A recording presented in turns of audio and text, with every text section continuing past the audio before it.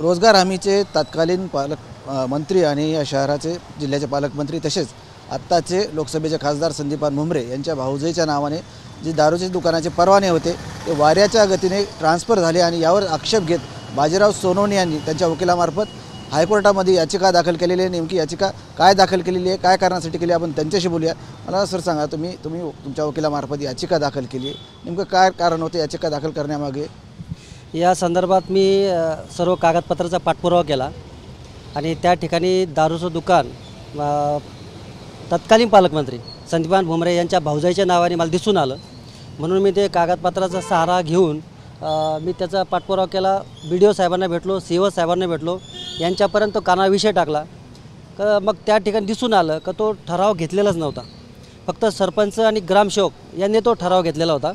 सदस्याला सुद्धा माहिती नाही, सदस्यसुद्धा म्हणणं आहे का आम्ही सुद्धा कोर्टात येऊन सांगू का हा ठराव कधी घेतला, काय घेतला मला माहीत नाही।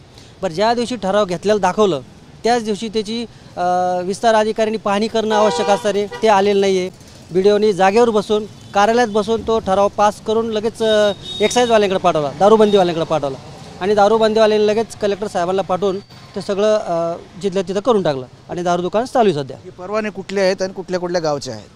परवाने हे पांढरवोळे गंगापूर तालुक्यामध्ये हे संदीपान भुमरे यांच्या भाऊजाईच्या नावाने आहे। दुसरी गोष्ट पैठण तालुक्यामध्ये फारोळा म्हणून एक गाव आहे, त्या ठिकाणी तत्कालीन पालकमंत्री संदीपान भुमरे यांचे PA सुधाकर काकडे ते शाखा अभियंता होते, आता रिटायर झाले तरी ते खाजगी त्यांचे सहाय्यक आहे, PA आहे। आणि शिवाय एक शाखा अभियंता आहे आपल्या पंचायत समिती संभाजीनगरमध्ये आहे पाणी टंचाईला, दामोदर दुधे यांच्या मिसेसची नावाने ते दुकान आहे।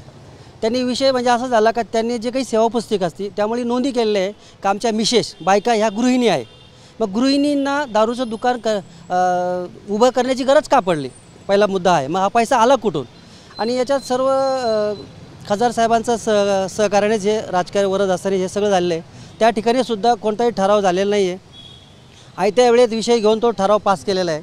दुसरी गोष्ट, ज्या दिवशी ठराव होता तर ती सभा तहकूब केल्याचं सांगितलं आणि त्यात ॲड केला तो विषय आणि रातोरात तो कारभार सगळा। त्यावेळेस तत्कालीन BDO डॉक्टर रामावत होते, ओमप्रकाश रामावत, त्यांनीसुद्धा जागेवर बसूनच तो ठराव पास केला। त्या संदर्भात CO साहेबाकडे सुनावण्या पण झाल्या, परंतु राजकीय वरद असल्यामुळे त्यावर कुठली कारवाई झाली नाही, म्हणून मला कोर्टात येऊन त्यावर न्याय मागण्याची वेळ आलेली।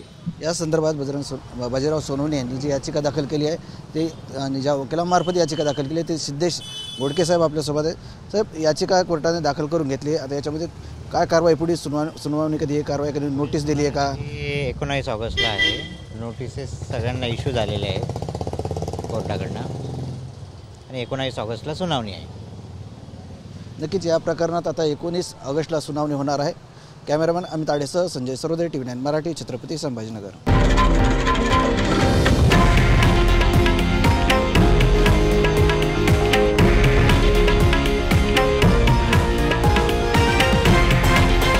हे आहे देशातील नंबर 1 न्यूज नेटवर्क आणि आपण पाहत आहात TV9 मराठी, एकमेव।